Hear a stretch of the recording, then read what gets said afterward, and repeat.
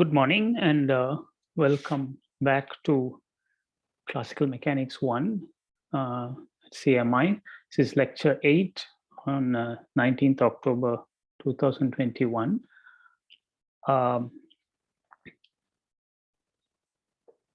So we have 33 participants. What about the previous lecture? Has it ended?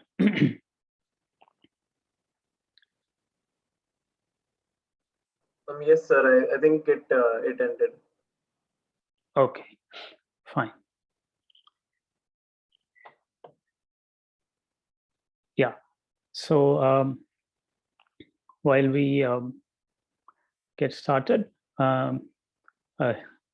we've had you submit the third assignment as well.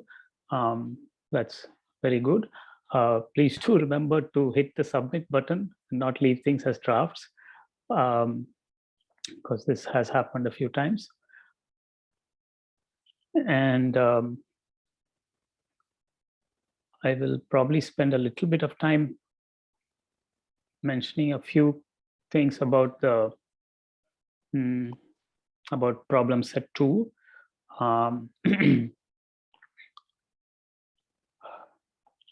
Yeah. Meanwhile, are there any questions in general?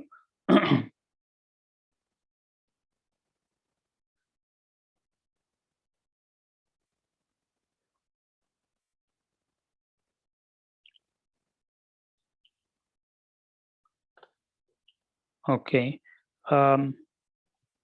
Yeah. So perhaps I will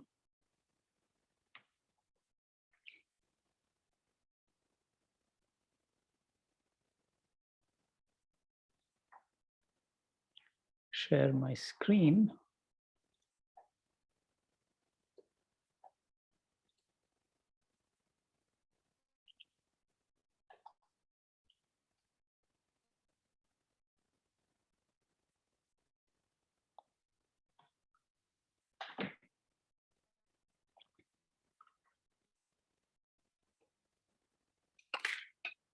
Okay, a few clarifications on problem set 2.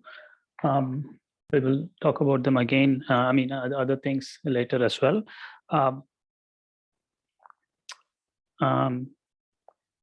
Yeah, let's make sure. Repeat what is just said right now.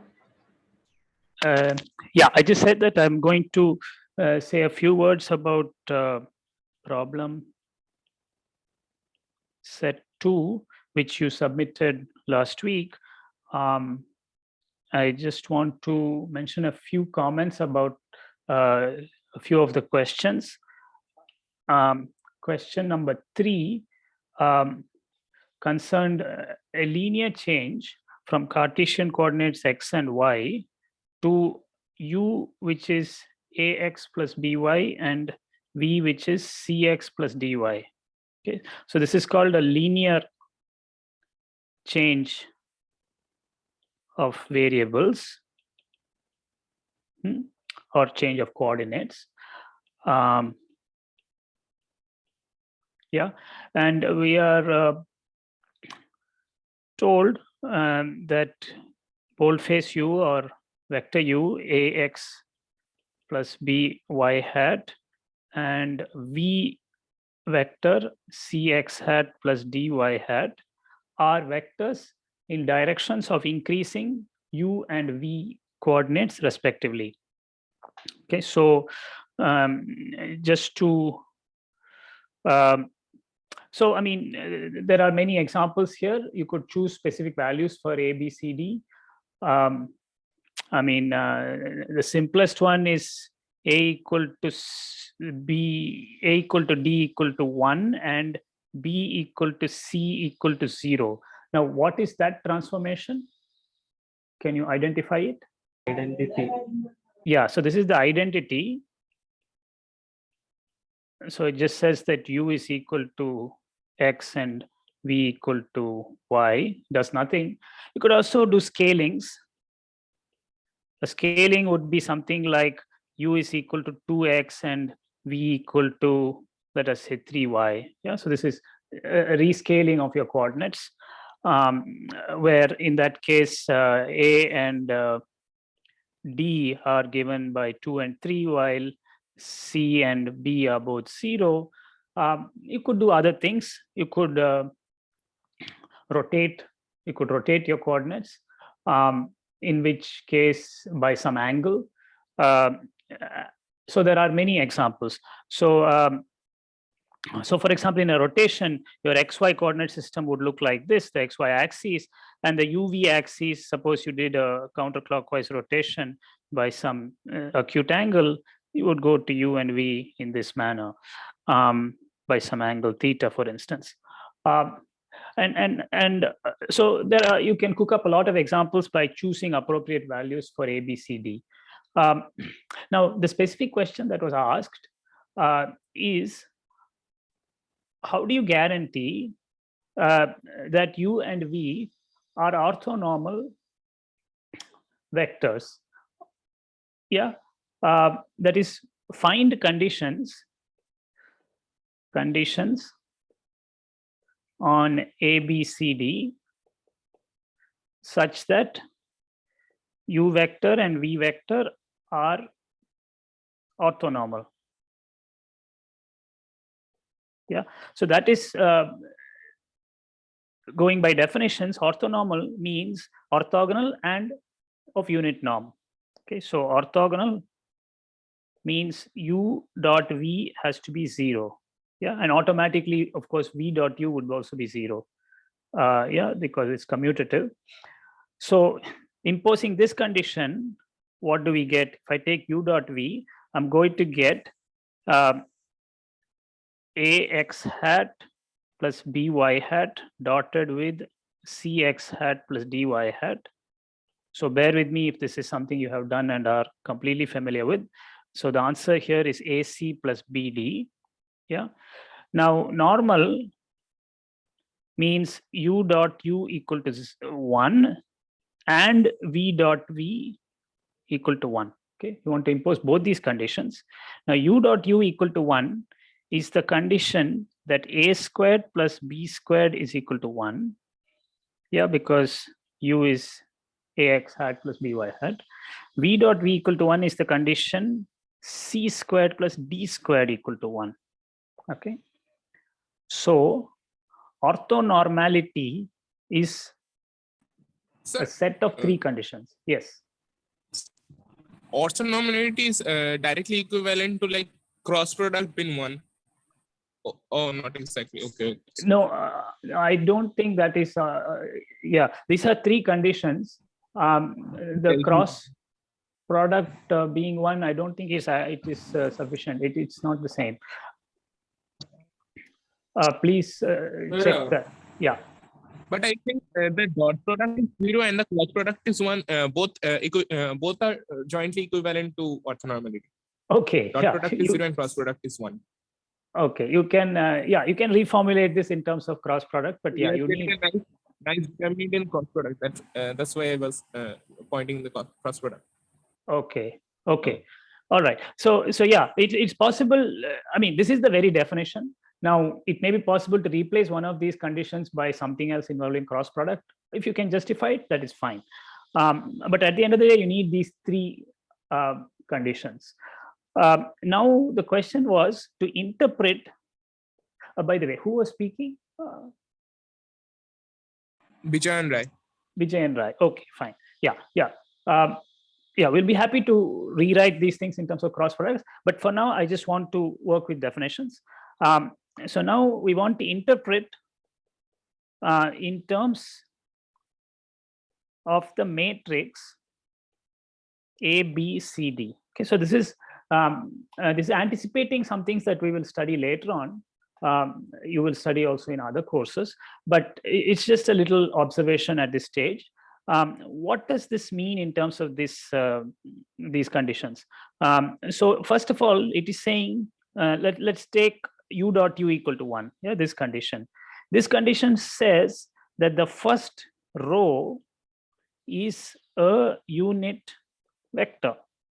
Okay, Do you see that? AB forms the first row, and it is simply saying that the first row is a unit vector. Second one, v dot v equal to 1, says that the second row is a unit vector. Okay, I'm simply reinterpreting what we've written in terms of the matrix. And finally, the dot product being 0, that is u dot v being 0, that says that the first row, regarded as a vector, is perpendicular to the second row.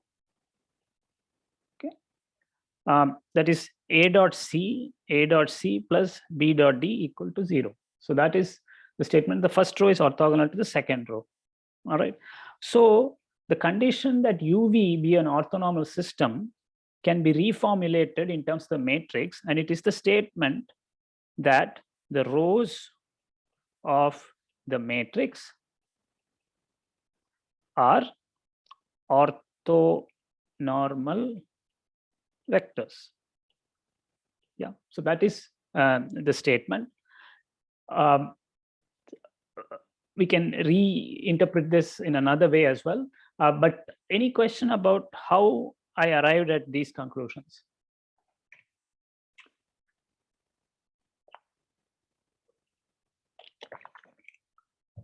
Now, one piece of terminology: a matrix whose rows are orthogonal to each other and of unit norm, that is, whose rows are orthonormal. A matrix whose rows are orthonormal vectors is called an orthogonal matrix. Yeah, I mean, this is a conventional terminology. Sadly, sir, what do we mean by first row is perpendicular to second row of the matrix? So the first row of the matrix, is the row vector AB. I mean, it's the vector whose components are A and B. Second row is the vector CD. All right. So just think of them as a pair of vectors with these components. Okay, so sir, they are dot product. I mean, and their dot we product, just- exactly. okay. Yeah. So when I say orthogonal, I mean dot product 0.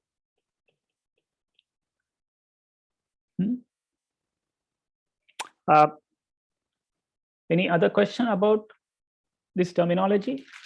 So the terminology is that a matrix whose rows are orthonormal, that is, dot product of distinct rows is 0, and the dot product of a row with itself is 1, is called an orthogonal matrix. Yeah, strictly speaking, it should have been called an orthonormal matrix, but sadly, the terminology is orthogonal matrix. So we have to stick to that. Now that condition, so this is all that was being asked in the question. There are ways to write this in even more neat ways. I will leave it as an exercise to you. So if I call this matrix capital M, this matrix M, then I invite you to verify that M times M transpose is the identity matrix, that is 1, 0, 0, 1. I invite you to verify, and this is not hard to do. M transpose is the matrix. Would you like to tell me what is the transpose matrix? What are the entries? What's the first row? AC. AC, very good. And the second row is BD. Yeah. Basically, we flip the matrix along the diagonal, the entries along the diagonal. So this is the transpose matrix. And then the original matrix, of course, was ABCD. Now, if you multiply the two, that is, I put this transpose by the side, multiply the two. Yeah, the way to multiply is that first row times first column. I'll get A squared plus B squared. Yeah. Then this entry is first row times second column. You get AC plus BD. Yeah. And I let you do the remaining two. And this we have observed is 1. This we have observed is 0. Yeah. So like that, you will discover that MM transpose is the identity. Okay. So this was this question number 3. Any question about how we went about it?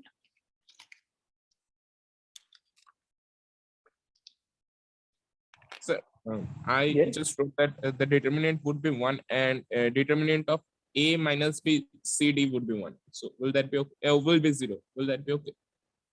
Okay. Determinant of the matrix is 1.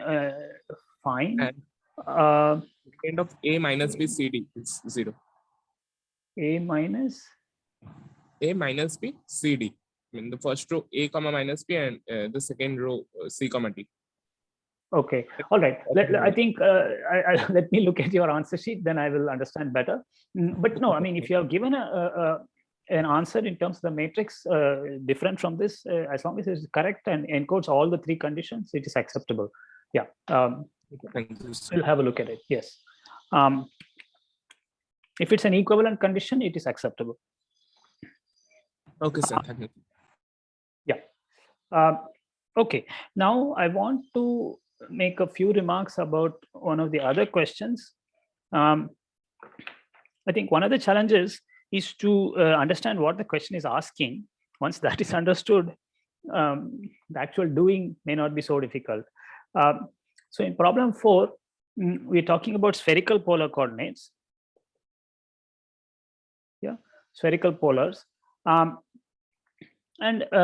we are given formulae for r hat in terms of the Cartesian components, yeah, plus sine theta times cosine phi x hat plus sine phi y hat, and similar formulae for theta hat and phi hat. Yeah, and we are asked to verify that r theta phi form a right-handed orthonormal system. Okay, so this involves several things. First, orthonormal means that we need to check that r hat dot r hat, that is, orthonormal means we have to check that orthogonal and unit norm. Okay, so it is easy to forget that. So we have to check that r hat dot r hat is 1, as so is theta hat dot theta hat, and so is phi hat dot phi hat. Yeah, so we have to check that all of these are equal to 1. And similarly, we need to check that the dot products of distinct vectors, namely r hat dot theta hat, or theta hat dot phi hat, or phi hat dot r hat, are all 0. Okay, so you have to check these 6 conditions to show that it's an orthonormal system. Having done that, you want to check that it's right-handed in this order, which means you have to check that r hat cross theta hat is equal to phi hat. Okay, so this would establish right-handedness. Of course, you could check that theta hat cross phi hat is r hat. That is also adequate. Or, I mean, these are cyclic permutations, or you could take phi hat cross r hat is equal to theta hat. Okay, so checking any one of these 3 will establish that it's right-handed. But it is superfluous to do all 3. You can do just one. Okay, so this was our definition of right-handed. Sir? And yes, please, Shubham Kumar. So for checking orthogonality, we could also do r dot theta cross phi and show that it's 1 after checking that they are unit vectors. Yes. Okay. After checking the unit vectors, you want to compute the scalar triple product, is it? Yes, sir. Yes, okay. Sir. Okay. Yes, you're right. There are ways to reformulate this. Just make sure that it is equivalent and there is no loophole in it. Yeah. Yeah. There are ways to restate these conditions. You're right. So if you have done such a thing in the homework, we will have a look and just make sure that it's equivalent. Okay, so I won't go through the calculation here, because that is fairly straightforward. using the corresponding properties of x hat, y hat, and z hat, but we just need to know what is being asked. Now, any other question about this problem?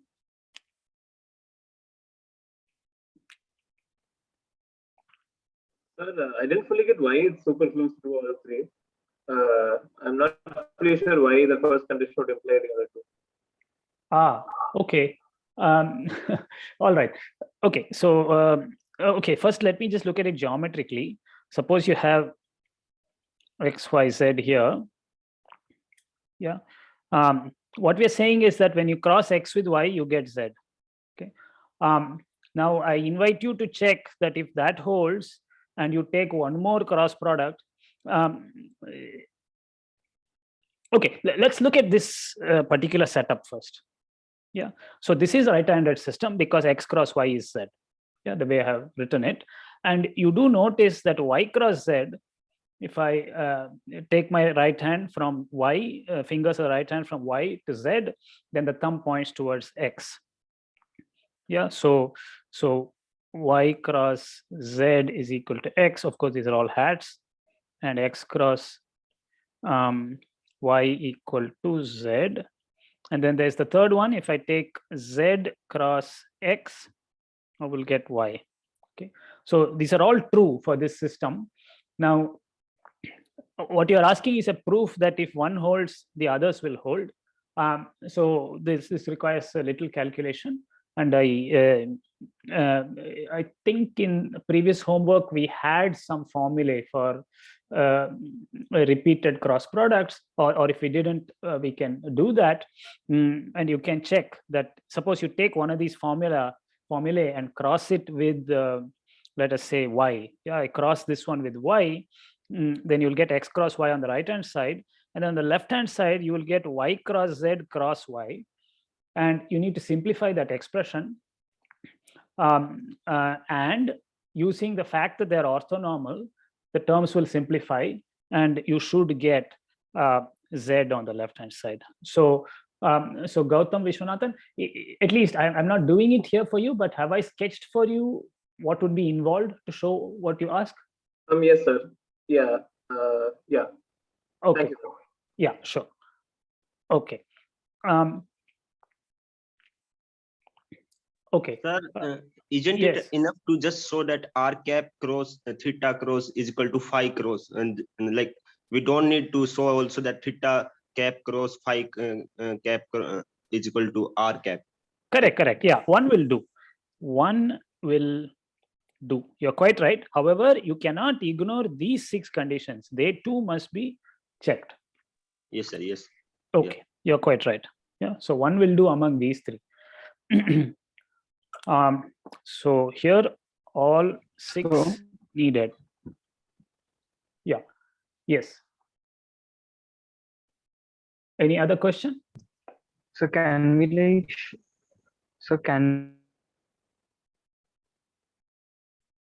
yes, that, Ripunjay, could you repeat your question? The transformation matrix A into A transpose is the identity matrix.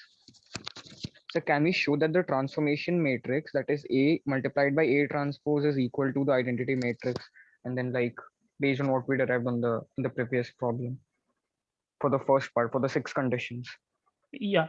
Okay, wait a minute. See, the previous problem concerned 2-dimensional plane and a transformation of the 2-dimensional plane, whereas in this new one, we are working in a 3-dimensional space. So I can't quite use the same condition. But okay, perhaps you have something else in mind. Okay, you want to formulate. You want to encode some of these conditions through a matrix.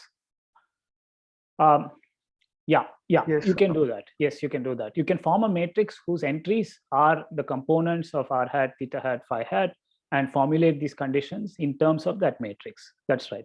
You're quite right. Is that what you meant?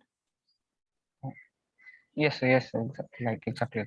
Yes, indeed. Yeah. So that was Ripunjay. Yes, you can form a matrix A whose entries are r hat dot x hat, r hat dot y hat, r hat dot z hat. Okay, these correct me if this is not what you meant. Yeah, is this what you meant? Yes, sir. Yes, sir. And then this is orthogonal. Yeah, exactly. So you can form such a matrix where the entries of the first row of A are the components of the R vector or the R hat vector in the XYZ system, and so on for the second and third rows. And then you will verify that AA transpose is equal to the identity matrix, like we did the previous example, and that will encode all these 6 conditions for you. Yeah. Then this will ensure that, so there's a similar thing, phi hat dot x hat, phi hat dot y hat, and phi hat dot z hat. And this will encode the orthonormality of r, theta, and phi. Yes. Okay.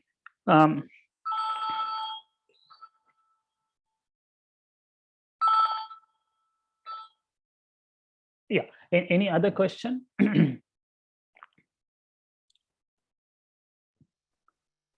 Sir, Yes, Soumyadeep Paul.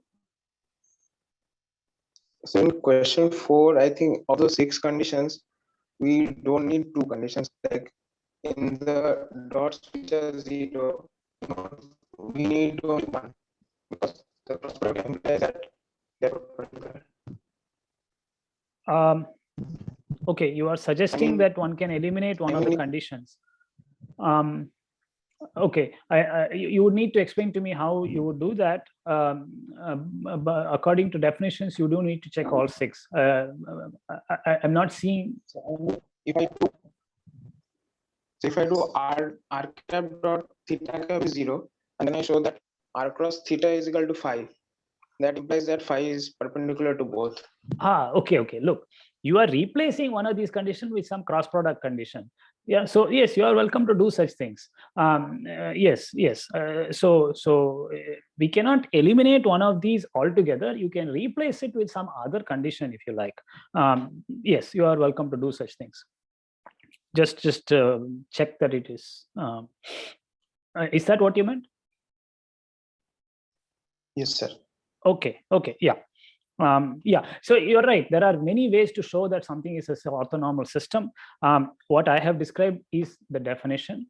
You can replace some of these conditions using cross products and so on. And cross products being vectors, they actually can often be more than one condition involved. There may be 3 conditions in one vector condition. So there are ways to reformulate this. Now, that was the 4th problem. Just a couple of remarks about the 5th problem. The 5th problem again involves spherical polar coordinates. Yeah, but this is concerning the trajectory of a particle. Now, and we are looking at r hat of t along a particle's trajectory. Yeah, so here is the trajectory. And at any point, okay, let me draw my coordinate axes. And this is the origin. This is the radius vector or position vector at time t, particles moving this way. And at this point, you've got the r hat vector, unit vector. And we are asked to express r hat as a linear combination. I'm sorry, the time derivative of r hat, yeah, d by dt, as a linear combination of r hat, theta hat, and phi hat. Okay, so that is not so difficult because the formulae are already given in the previous question. You're supposed to take the formula for r hat, which I wrote a little while ago, namely this formula. Yeah, this formula, and simply differentiate it in time. So you'll get minus sine theta dot z hat and so on. Yeah, you're supposed to differentiate that, get a formula for r hat dot.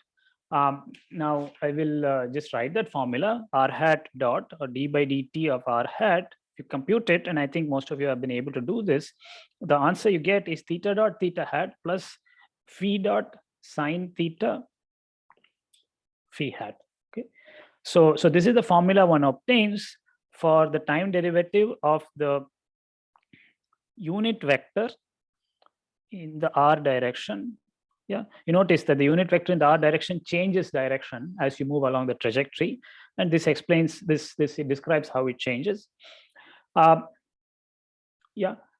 Any question about and the procedure is the same as what we did for plane polar coordinates. The same kind of differentiation. You do it in the spherical polar case.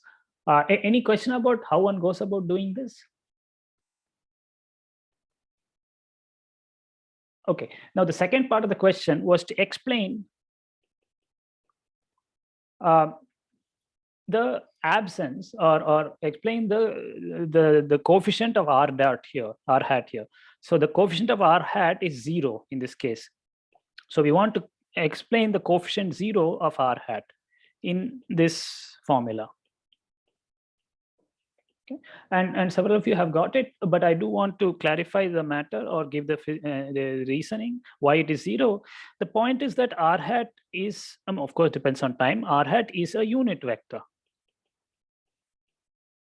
Okay. No matter where you are, r hat is a unit vector, and therefore its length can't change with time. That means d by dt of r hat dot r hat must be what? See, r hat dot r hat is the length square. So what is d by dt of r hat dot r hat?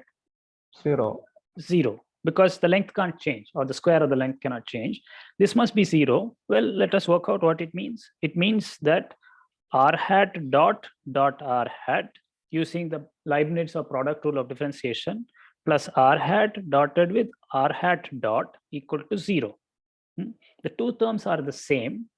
So I will get r hat dot dotted with r hat equal to 0. Yeah, the two cancels out. So it is saying that the r hat component of r hat dot is 0. And that is indeed what we found here. Geometrically, what is it saying? It is saying that since r hat is a unit vector, the change in r hat cannot point in the direction of r hat, because if it did point in the direction of r hat, then the vector would increase or decrease in length. Yeah. So that since r hat is a unit vector, its infinitesimal change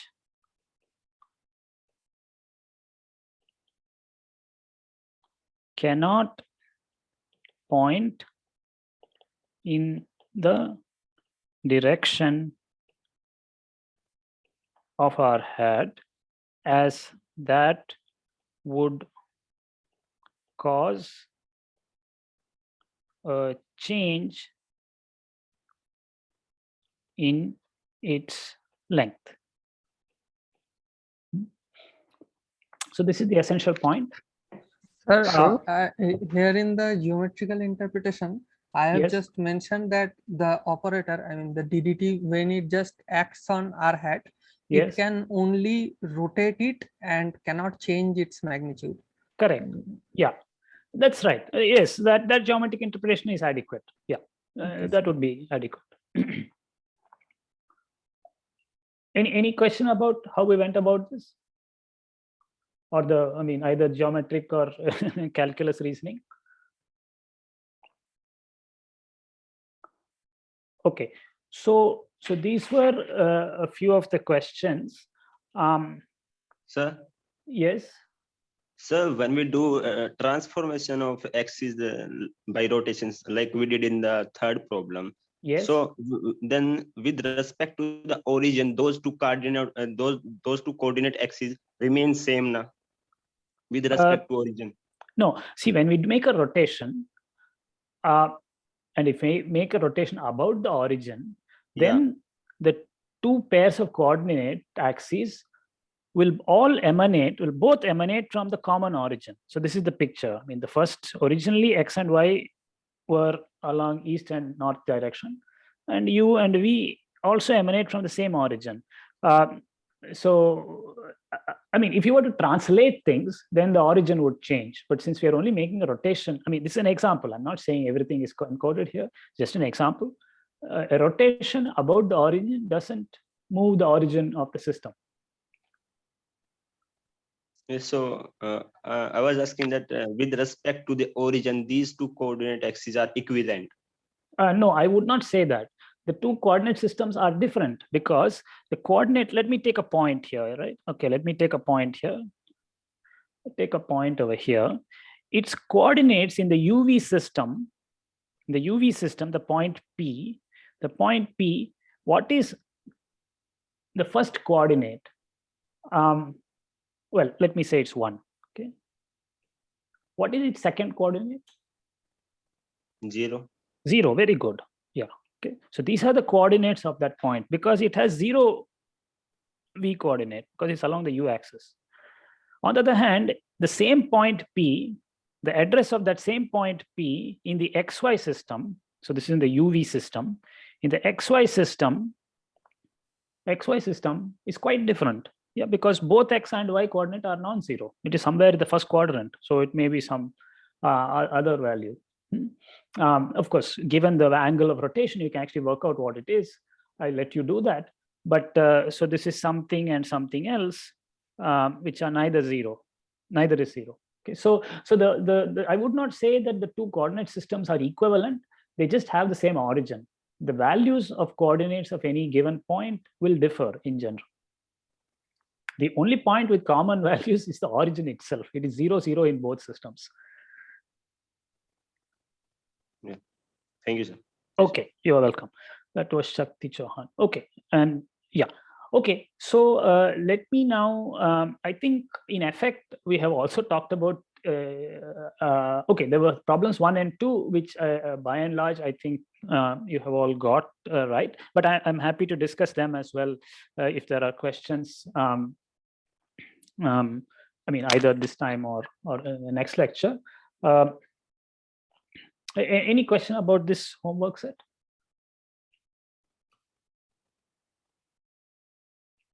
Yeah, if not, let me now return to our discussion of Newton's laws and the like.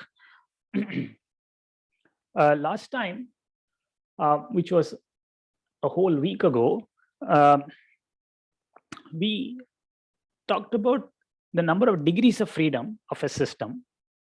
Yeah, and I just want to recall the definition. So let me just do that.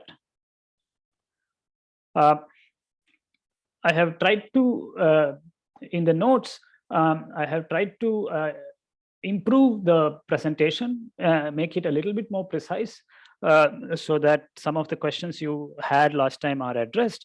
So let me just go over one of these statements. Yeah, for a system of particles, the number of degrees of freedom is the number of real parameters, also called coordinates, needed to specify the locations of all the particles in the system, let us say at the initial instant of time. Yeah, to make things a little bit more easy and clear, we define some instant of time as the initial instant of time. Yeah, maybe morning 9 a.m. something. Yeah, and we ask how many variables, how many real parameters we need to specify to locate all the particles at that instant of time. Yeah, there is no trajectory involved. You are free to put the particles where you like, as long as it is the system that is specified. And you need to answer that question for your system. So if it's just a single particle, a point particle moving in this room, well, I can locate that particle at t equal to 0 anywhere in this room. So there are 3 degrees of freedom. So that is a nice way to think about it. In the third problem set, we have a more sophisticated system consisting of a rigid wire, and you have all tried to understand how many degrees of freedom it has. Excuse me, sir. Yes. Shubham Kumar. Sir, yes. Sir, when we constrain a body, like the question you gave, in which there was a rod and we had to find the degree of freedom. Yeah. So we do that just before you go ahead, I want to be a little careful with the use of the word constraint. we considered a particular body, namely a rigid wire, a little bit like this pencil, except that it had zero thickness. Yeah, I wouldn't call it a constraint yet. Yeah, the body itself is a wire, and we are studying it. But okay, having said that, please go ahead. I mean, sir, like we constrain the motion using forces only now. Like if there's a body, it is held through electrostatic forces. Okay. See, this is a separate question. Somebody presents you a body and a place where it's moving and asks you how many degrees of freedom it has. The answer to this question is independent of how that body is constructed, what keeps it together. All of those questions, while they are interesting physically as well as for general knowledge, they are not of any relevance to answering the question of how many degrees of freedom the system has. Yeah, whether the particles in this pen are held together by electrostatic forces or some other force is not relevant to this. We are simply told that you are given this wire and asked to determine how many translational rotational degrees of freedom it has. So I wouldn't, yes, you are right in a sense that the particles in this rod are constrained to be at fixed distances from each other, right? That is true. But that does not, that's part of the specification of my system. Yeah, that is already given to you, and you are only asked how many degrees of freedom it has. Shubham, is that of any use? Yes, sir. So to some degree of extent, but I'll have to think about it a little bit.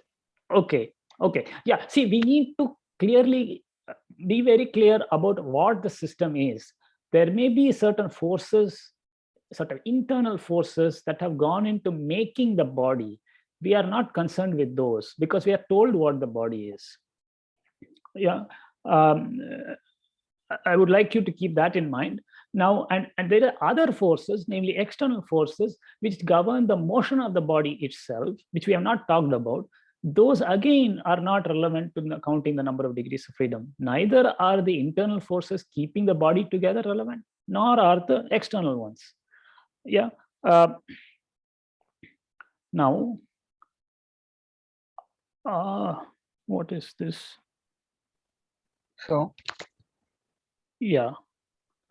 Sir, I had another thing like related to this constraint only. Sir, it was, yes, sir.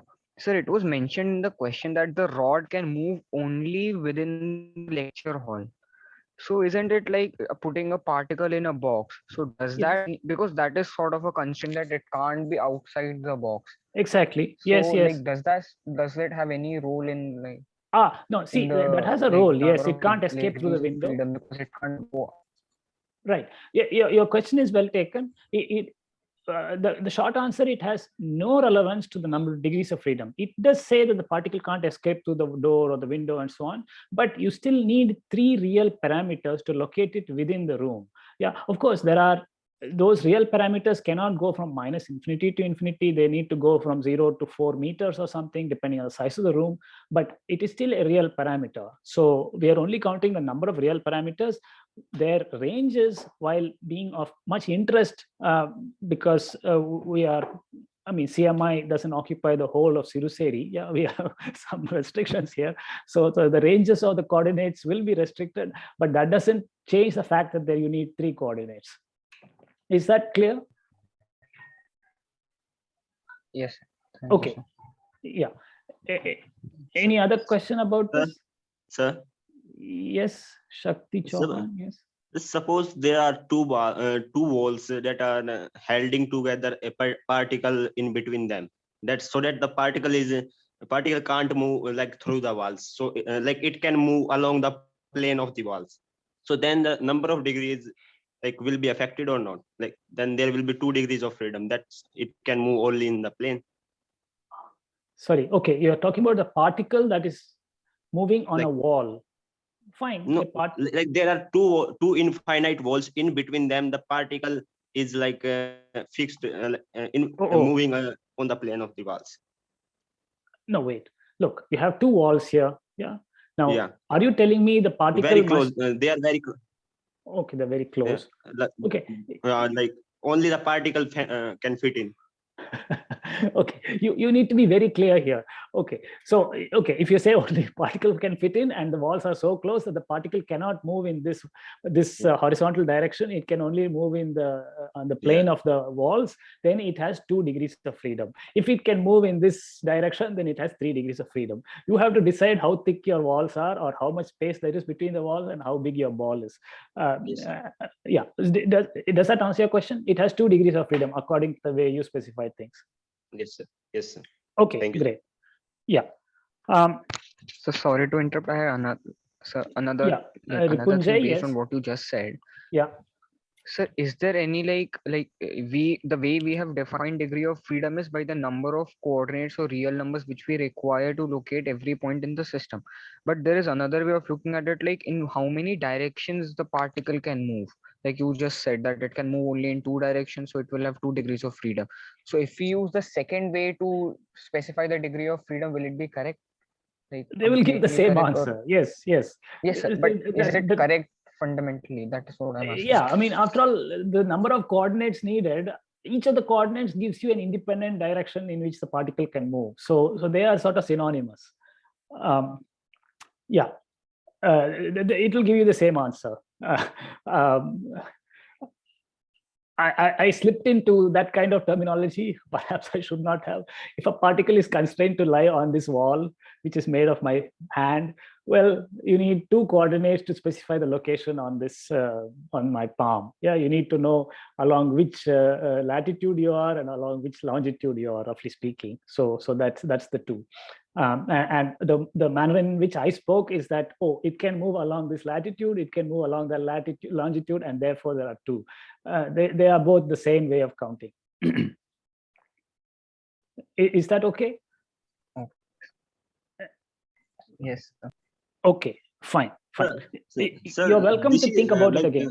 Yeah, like sorry. this system will have 2 degrees of freedom only when the origin is kept in between those walls. If the origin is outside that wall, then we will need 3 parameters to specify the location. No, definitely not.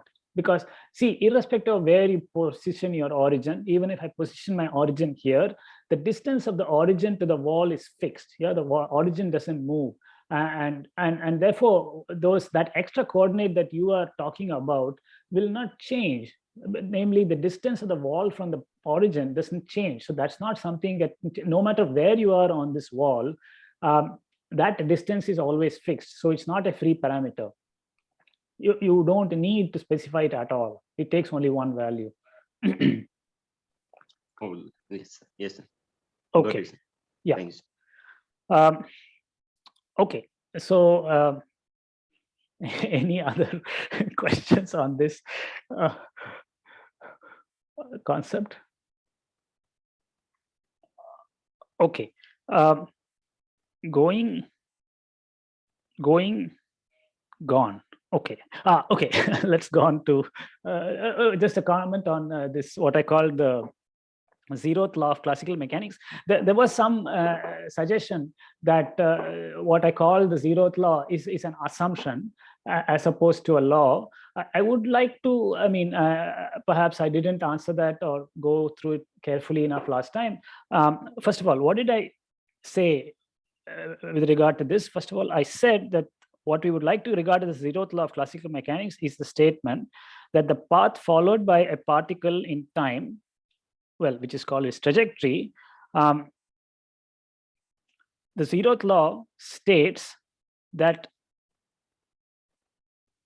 for bodies such as tennis balls and planets and so on, that the trajectory r of t is a twice differentiable function of time. Okay?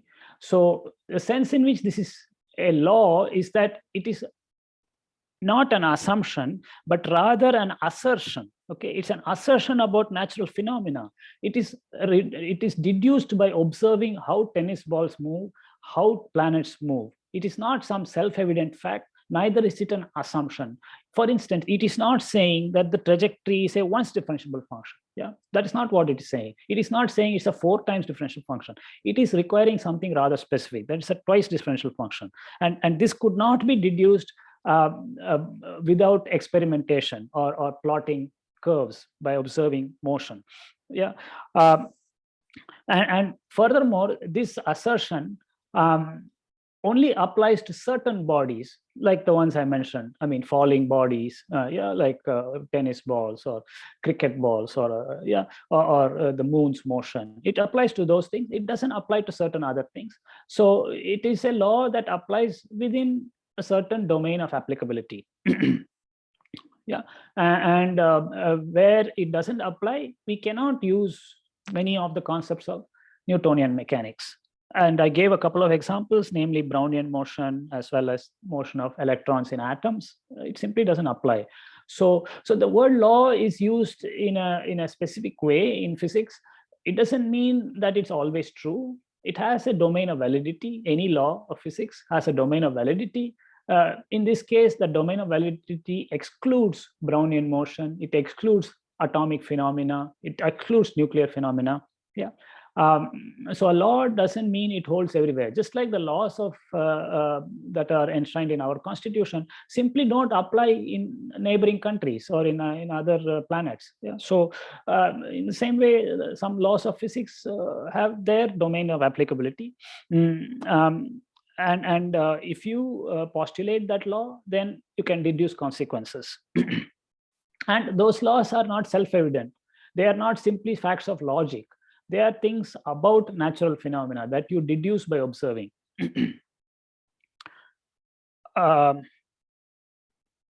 Okay, because it could very well have been that the trajectory of the moon is not a twice differentiable function of time. Perhaps it is something quite different. It is only by observing that we found out that is the case. Okay, so any questions so far?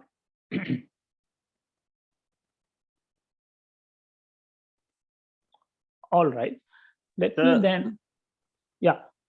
By twice differentiable, what we mean? Oh, it just means that, so R of t, okay, I mean, this is nothing specific to R of t. A function x of t is once differentiable if x of t plus delta t minus x of t by delta t as delta t goes to 0 has a finite limit for any t. Okay. Now this is some concept which you have learned in calculus, and so this function is not once differentiable at this point. It has a sharp corner. So if the trajectory looked like this, it would not be differentiable over there. Yeah. So and why twice differentiable? Well, again, there is no, I cannot give the reason. This is what one sees by observing planets. All right. It is a law of nature. It is not something I can make up. Now, of course, it has consequences and it is consistent with certain other laws or deductions from other laws. So for instance, Newton's first law, or sorry, Newton's second law will involve the second derivative of position. All right. And there it will come useful. On the other hand, Newton's second law will not involve the third derivative of position. So there is no need for the third derivative to make sense. We could have trajectories where the third derivative doesn't exist. And it is not adequate for only the first derivative to exist and not the second derivative. Again, that will not be adequate to formulate Newton's second law. So yeah, I would like you to think of it that way. So if the trajectory is twice differentiable, then that means acceleration exists. Yeah, correct. Acceleration exists, can be defined at every instant of time. Exactly, you are quite right. Yeah. That acceleration should be greater than 0 or greater than equal to 0? No, there is no such thing. Whether, see, first of all, acceleration is a vector.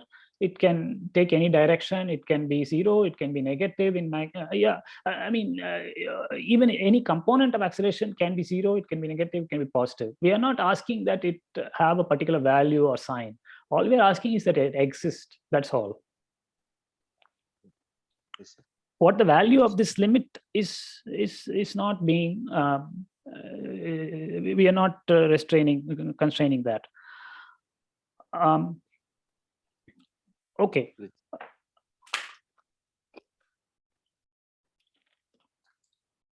Okay, let me now proceed to what we call Newton's first law. As I mentioned, this was formulated in his famous work, the Principia, in 1687, published in 1687. So let me state Newton's first law. Newton's first law, also known as the law of inertia, says, loosely speaking, that every body continues in its state of rest or of uniform motion in a straight line unless it is compelled to change that state by a force impressed upon it. Okay? So this is the language of a translation from the Principia. So this is not my language. Okay, so what it is saying is that every body continues in its state of rest or in a state of uniform motion along a line. Yeah, uniform motion means its speed doesn't change with time.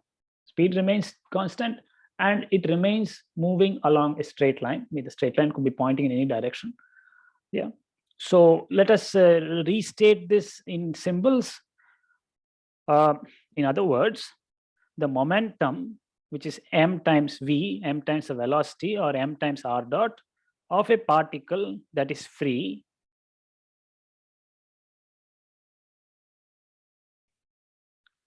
yeah.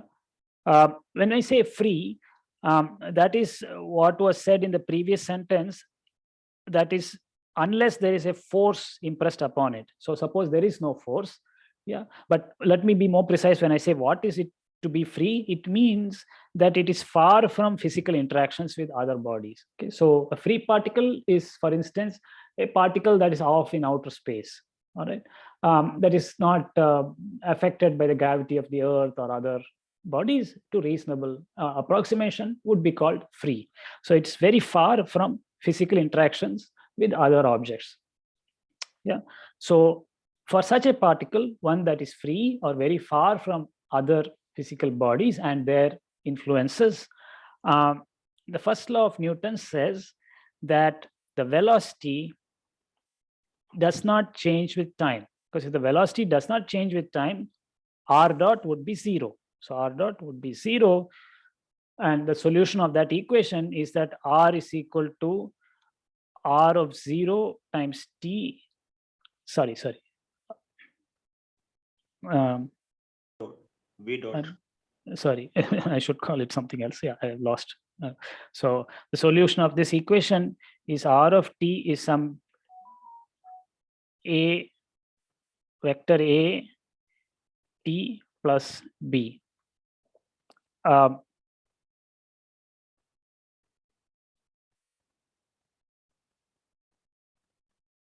what did I do? I'm sorry. I'm sorry. Would it be V dot?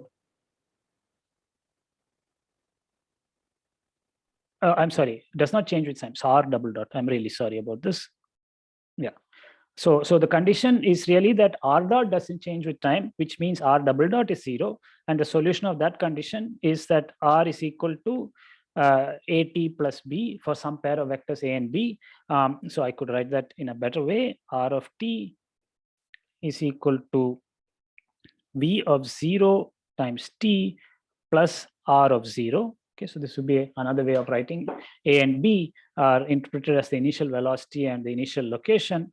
Yeah, so this is then the equation for a straight line. Sorry about that. Okay. Okay, so basically, roughly speaking, Newton's first law says that particles that are free, in other words, not affected by other physical influences, basically either remain at rest or travel in straight lines at a constant speed. I'm sure you have heard this before. Now, there is more to this story, and that is what I intend to talk about now. We have been a bit imprecise in our statement of Newton's first law. The point is that Newton's first law, as stated, holds only in certain frames of reference. Now, I implicitly talked about a position vector r, yeah, We also talked about the velocity vector r dot and momentum vector and so on. Now, to specify such things, to specify the components of the position, velocity, and so on, we need a frame of reference. Yeah, we need an origin and coordinate axes. The question is, does this law hold in all coordinate systems or in all frames or in which frames? We have to answer that question, and we have to be a bit more precise. Okay, so that's the discussion that we will have right now is going to try to address this question.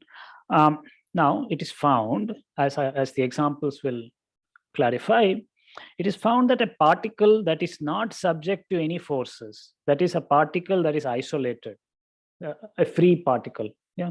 So the word a free particle, isolated body, yeah, a body far from any other interactions, body subject to no forces, all of these are synonyms. Yeah. Now, the surprising fact, yeah, is that a particle that is not subject to any forces, that is an isolated body, could fail to follow a constant velocity trajectory in certain reference frames. Okay, so we need to first understand this, and I will explain how this could happen.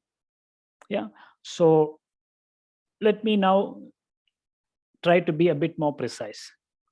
A frame in which Newton's first law holds is said to be an inertial frame. A frame in which free particles follow straight line uniform motion trajectories is called an inertial frame. Now, let me give you an example. To a reasonable approximation, that is, if one ignores certain effects of the rotation of the Earth, then a frame that is fixed in a tennis court on the Earth, yeah, or in the cricket pitch here at CMI, is an inertial frame for the motion of cricket balls, tennis balls, rackets, and so on. What this means is that if the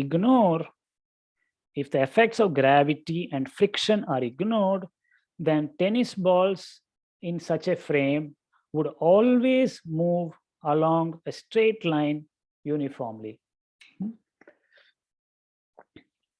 Now, this may seem obvious, but by simply changing our frame a little bit, you will see what the content of Newton's first law is. Yeah, so let me emphasize that in the next statement.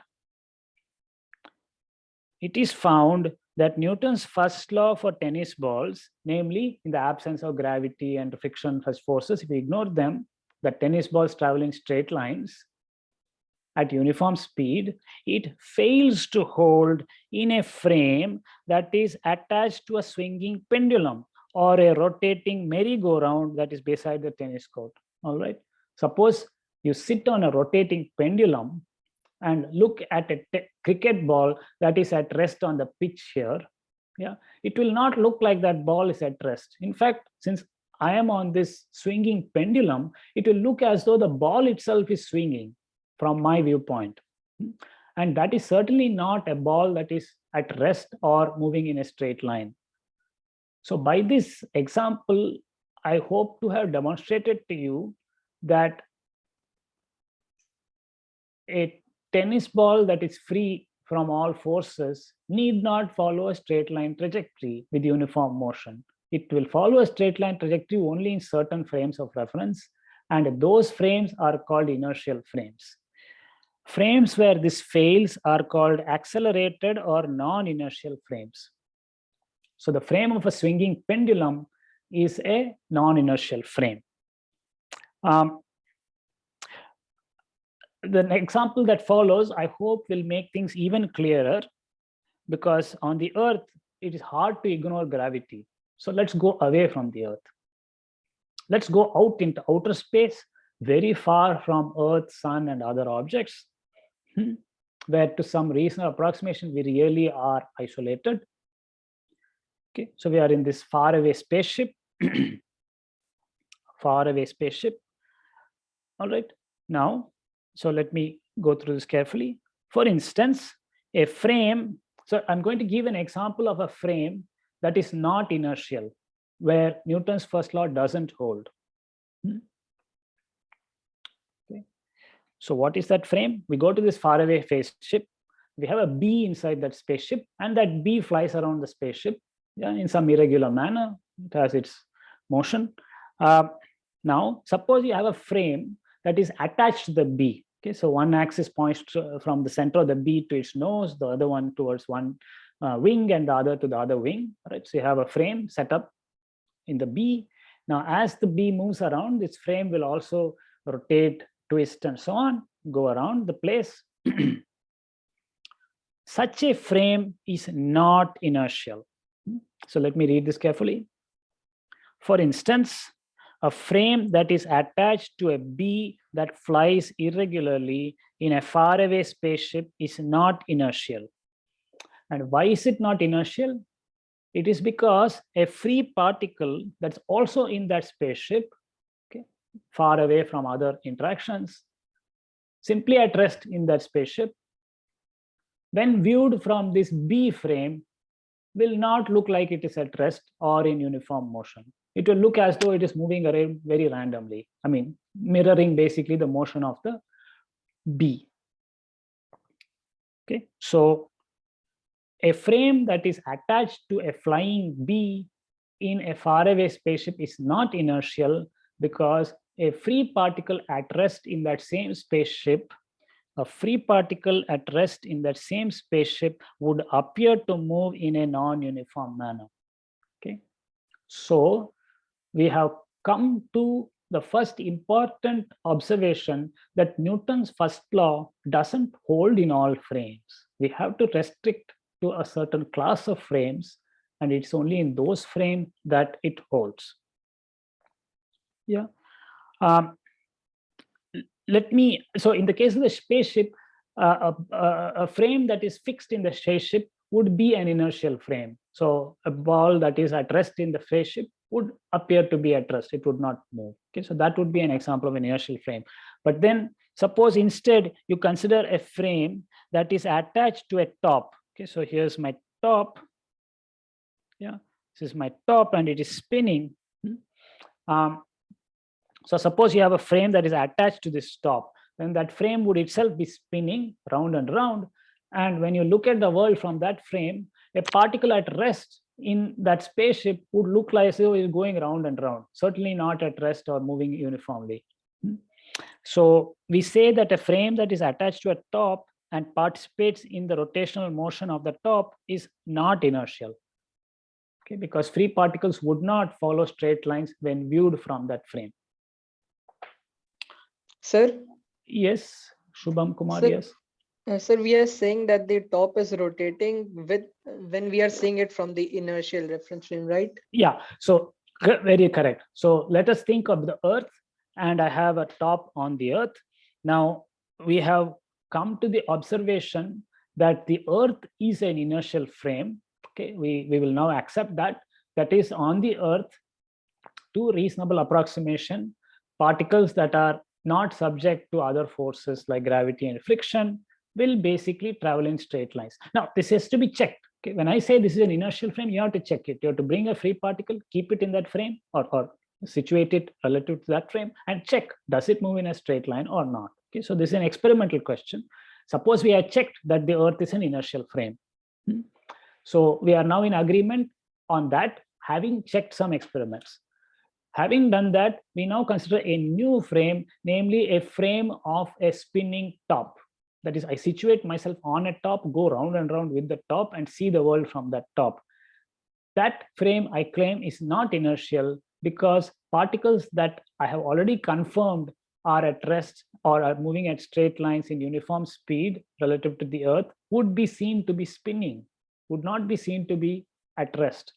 Okay. So is that clear to you, Shubham? Yes, sir. Okay, very good. Now, I must say that this concept of Newton's first law is far from obvious. It is not an assumption, it is a law of nature. And it took a very long time to even come to this understanding. So I encourage you to think about it, reread what we have been speaking about, and try to clarify things for yourself. I will add a few more remarks now, which I hope will help. So could you please repeat the last point again?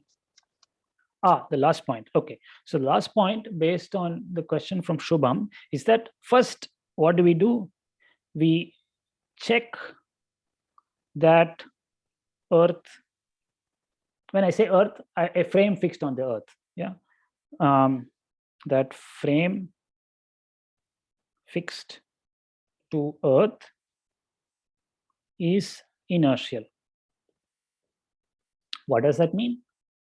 Okay, I fix that frame. This is the frame because I am sitting on the Earth. I am fixed. This frame is also fixed. And what must I do? I must conjure up particles which are free, which don't feel the forces of gravity or other frictional force with air and so on. I must observe their motion and observe that they travel in straight lines at uniform speed. If that is true, we will come to the conclusion that the Earth is an inertial frame. And this must be true for all particles. You must check all particles. That are isolated. Having checked that a frame is inertial, now I was using the Earth as an example. You can take the frame of the spaceship also. Yeah. Suppose I'm sitting in a spaceship far away from everything else. I think that makes it more plausible. So let us frame fixed to spaceship. Far away spaceship. Yeah, suppose we have checked that a frame fixed in a faraway spaceship is inertial. Now, in that spaceship, I put a little top, a toy top that is spinning, and now I fix my frame to that top. So as the top rotates, the frame itself will rotate along with the top. Now I watch things from that frame. I watch a particle that is at rest in the spaceship from this rotating frame. When I do that, I will not observe that particle to be at rest anymore. It will be as though that particle is going round and round me, and not in a straight line either. All right, be executing some kind of circular motion. So what if we stand at the axis of rotation of that toy, then we want to be rotated? No. Look, a frame consists of 3 axes. You can align one of the axes with the axis of the top, but the other 2 are still going to go round and round. All right. So, and suppose I situate myself along the axis of the top and look out. At one moment, I'm going to see this camera. At another moment, I'm going to see this wall. All right. So if a particle is fixed on my screen, it's not going to look fixed to me anymore. When I turn around, it's going to move towards my left and so on. So, no, sir. So yeah. Supposing your feet are particle object, then you won't rotate with the whole toy also. Okay, no. I was giving an example of a non-inertial frame. There are lots of inertial frames. Yeah, I mean, I didn't quite understand your question. Could you repeat it? So, the toy is rotating, but considering human body as a non-thickness rod, then the rod is situated on the axis of rotation. Then it won't rotate with the toy. No. I am talking about a frame. A frame is not some 0 thickness object. A frame consists of 3 pointing axes of this sort. Yeah. So there is no sense in which, and if it participates in the motion of the top, then it's keeping on rotating. So we cannot approximate a frame by an infinitely thin rod. That would not be a frame. You need 3 axes to define a frame. Frame is not a practical thing. It is just a notion that we define. It is both. I mean, I am showing you a frame. It's in my hand. This is the frame. Yeah, so it is a very practical thing. It is more than just a notion. I mean, it's a set of 3 wires emanating from some place. So it's very real. And we can ask the question, is that frame rotating relative to the spaceship or is it not? This is a question that can be answered. you are free to imagine frames that are hard to construct, sure, but that doesn't mean they are not, they do not have a reality in the sense I am describing. So I think what Shakti was trying to consider was a free particle that was on the axis of rotation on the top. So then even because it's a point particle, even if the top was spinning and the frame was spinning, the particle would look to be. Very good. Excellent point. Yeah. Okay. So if that was what Shakti was asking, Romit Roy Chaudhary has introduced an important question. Now, for a frame to be inertial, it's not enough that one particle that you pick happens to be, which is free, happens to lie along a straight line trajectory. Every particle must have that property. So yes, you picked a particle that happened to be on the axis of the top and therefore looked as though it is at rest. But I will pick a particle that is not on the axis of the top and it won't look like it is rest. So that brings me to my summary. So sorry, Romit, does that clarify? Yes, I'm fine with it. Yeah, okay, you are fine with it. So let me, but you do make a very good point, and that is what the summary statement here is supposed to do.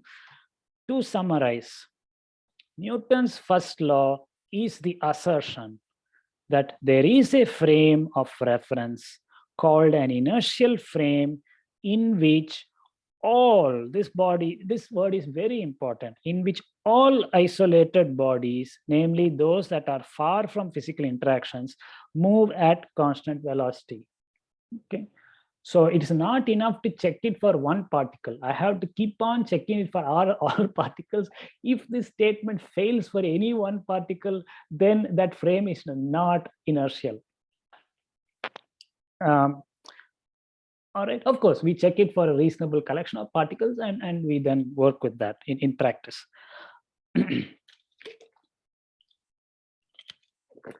Now, a couple of remarks. Henceforth, unless otherwise stated, all quantities will be specified with respect to an inertial frame of reference. Okay, to make our life simple, we will, at least in the initial part of this course, deal with physics as viewed from inertial frames. When I say inertial frame, I mean a frame in which Newton's first law holds, namely a frame in which isolated particles travel in straight lines at constant speed. Okay, so that is the definition of an inertial frame, and we will view physics from an inertial frame. Later on, we will talk about non-inertial frames as well. Now, one more remark. I said it is the assertion that there is a frame in which all isolated bodies move at constant velocity. You may immediately ask, now, is that frame unique? Answer is no, as we will see shortly. From a principle enunciated by Galileo, an inertial frame is not unique. Okay, so if you have found one inertial frame, there are others as well. There are infinitely many, and we will talk about how they may be obtained. I mean, it's not hard to imagine. If this is an inertial frame, then so is this. Okay, I mean, they are not moving relative to each other. If things look at rest in this frame, they will look at rest in this frame as well. Okay, or if things look as though they are in straight line motion uniformly in this frame, so will they look in that. All right. So inertial frames are not unique by any stretch of imagination. Okay, so this is our discussion of Newton's first law, and we are now basically out of time for today's lecture. So we shall meet next on Thursday and continue our discussion. Any urgent questions before that? So I wanted... Okay, Romit had a question or no? Okay, please ask. Yeah. So I wanted to ask that when we are saying that a body is at rest or moving with constant velocity, with respect to which frame are we saying that are we assuming that Earth is an inertial frame, like at the beginning? Then it's relative to the frame fixed on the Earth. Yeah. So okay, let's state the question, the sentence clearly. We say that a frame is inertial, so that means we already picked the frame. We have specified the frame, so we have to say which frame. I mean, a frame fixed to my table, yeah, in this manner, yeah, or a frame fixed to my head in this manner. We have to be very clear, or a frame fixed to a spaceship. Yeah, so we have to say which frame, and then in that frame we are asking the question, how do particles move? If by doing experiments we find that particles always move in straight line with uniform velocity, then we will declare that that frame was inertial. Does that help, Akash Yadav? Is that Akash Yadav? Yes, sir. I mean, like if we are considering the spaceship and the Earth, like if we watch from the Earth, the particle in the spaceship, so that would be moving, right? Because Yes. the Earth. Yeah. Correct. So from for such considerations, the Earth is not an inertial frame. Indeed, you're quite right. The Earth is not an inertial frame because it is rotating and going around the sun and all sorts of things. So for many purposes, the Earth is not an inertial frame. However, for certain purposes, it is an inertial frame. For the motion of tennis balls on the Earth, it is very much an inertial frame to good approximation. Yeah, but it is not if you want to view something very far away. No, the motion of the Earth becomes very important. Okay, sir. Yeah. Yeah. Thank you. Any other question? Sir, like it's like in the Ruptak Majumdar. Yes, please. Yes, sir. Like in the statement of the first law, like it was said like far from like a physical interaction and stuff. What does that exactly mean? Okay. This is not okay. See, we can say it through examples. All right. And what I said was that you simply go far away from the sun, earth, moon, and other celestial objects. And that is a reasonable way of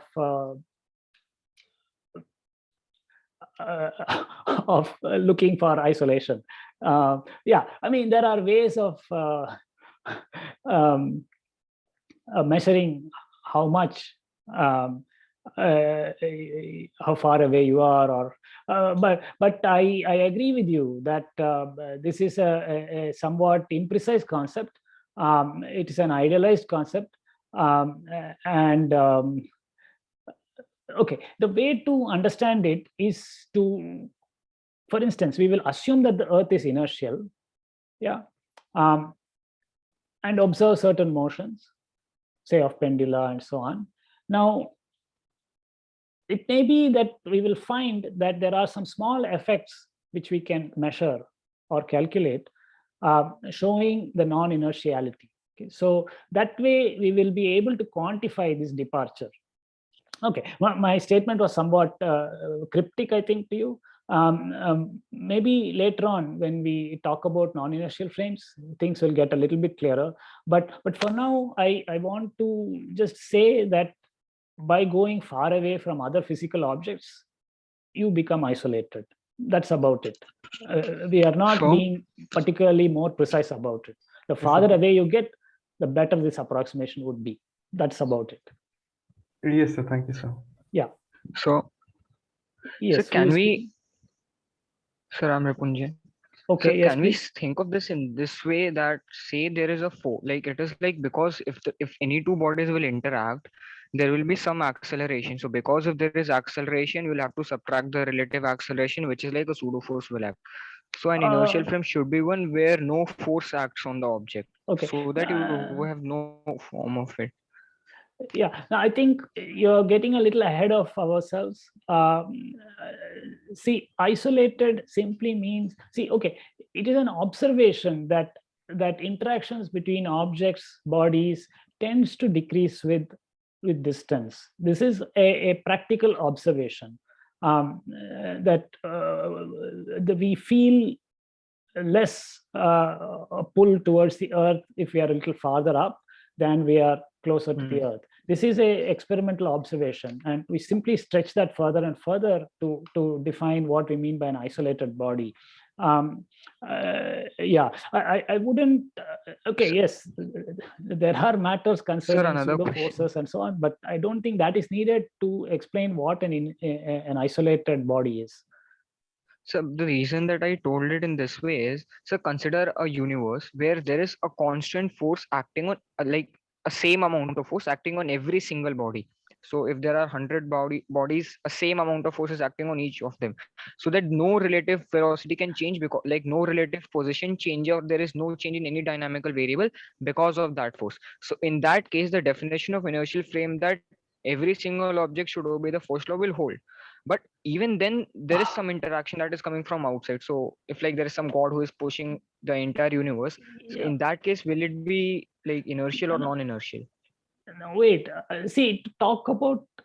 Wait a minute. Okay, I need to understand your example more carefully. But may I first say that in practice, there are no forces that are so long range that are constant across the universe. Okay. Yes, sir. I'm asking like in principle, like in theory, not in like. Yeah. So if there were such forces present, then it would be very difficult to define what one even means by an inertial frame. If you cannot isolate a body, then how can you check that isolated bodies travel in straight lines? So then Newton's first law would not be particularly useful. Yeah, or you will have to somehow artificially cancel out that force so that the body is approximately isolated, and then check Newton's So first law. Yeah, so that's the point. I mean, Newton's first law is an assertion about free particles. It's about isolated bodies. So if you don't have isolated bodies, or you cannot isolate a body, then Newton's first law is not a particularly useful concept. Sorry, please go ahead. Yes, sir. So like, for example, like if we consider the surface of Earth, very close to the surface of Earth, and we assume that this is our entire universe. So in this case, we assume the Earth's gravity to be constant. So if this kind of a constant force is acting on every object, then I won't be able, like, if even I'll be accelerating with the same acceleration as any other body. So like Newton's first law will hold in my frame if there is no other force other than this constant force of Earth. So in that frame, will I be an inertial frame if there is something like that this is not happening? an inertial frame, because I mean, if you are saying that there is a force of gravity acting and it's constant, then particles are Sir, I'm simply just not giving free. an example. No, no, that So I'm frame just is not giving an inertial because no. See, if you're okay, all right. I would suggest. See, if you can in some way ignore that force, cancel it out, or do something to get rid of that force, then we can talk about isolated bodies. And then in that frame, so the Earth is, to reasonable approximation, inertial frame. And it is true that there is a gravitational force here. But there are bodies which simply don't feel the gravitational force. Suppose we work with such bodies. Yeah, then they feel as though they are isolated. And then in such cases, one can check, do they travel in straight lines or not? Yeah, or you somehow account for the effect of gravity and then subtract that off and then see, are isolated bodies traveling in straight lines? If that is the case, then you will conclude this frame is inertial. I mean, in practice, that is what you would need to do. So like, can I, sir, mail this to you by like properly expressing it in words, like exactly what I'm trying to say? Okay, sir, I'll sure. mail it. Yeah. So I think he's asking, like, suppose there is a frame and there is a particle isolated from every other system, and there is a single force acting on both the particle and the frame. Then the frame would be inertial because both of them will have the equal acceleration. See, look, I think these are all questions that need to be asked at a later stage when we talk about accelerated frames. I'm not sure. Okay, perhaps we will try to address it at a later stage, which I do plan to do. I do plan to talk about accelerated frames later on, where there is a uniform gravitational force or an acceleration, uniform acceleration. So at that stage, these ideas will become more clear. Yeah, right now, when I talk about Newton's first law, we have to have some way of isolating a particle and asking whether the isolated particles travel in straight lines to lead in a reasonable approximation. That is what an inertial frame is. We have to have some way of ignoring the forces that are present, canceling them out, or something has to be done to answer the question, is this an inertial frame or not? Yeah, any other question?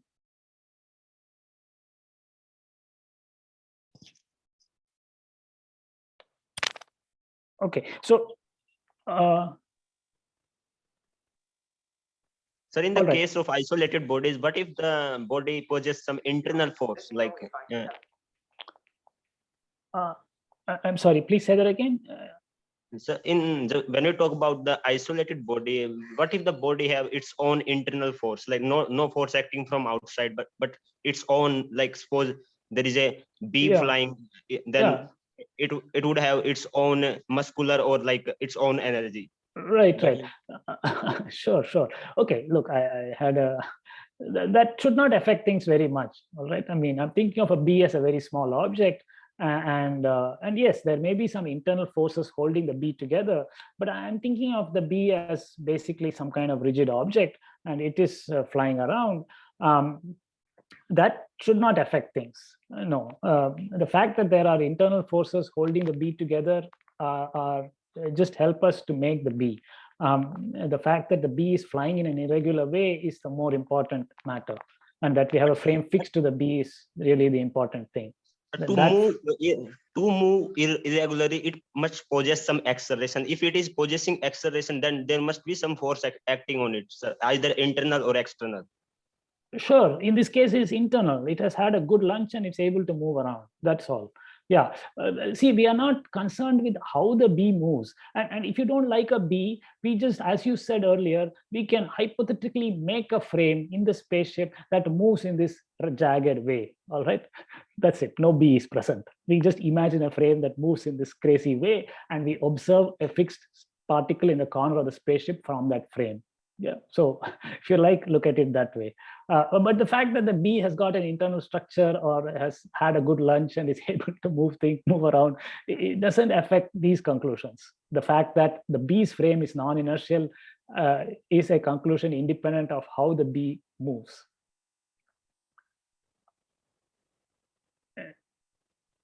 And also, sir, from the frame of reference of the object that is lying in a corner in the spaceship, that B is still like accelerated motion, but the frame is itself inertial. Mm-hmm. So yeah, okay, no, there you are right. So the B has is able to do certain things. So B is somehow not a free particle. That's quite right. So when I view the B from the frame of the frame fixed in the spaceship, I cannot, it is not true that the B is a free particle. The B is got some engine inside it, and it's able to do things that free particles can't do. Yes, you are right about that.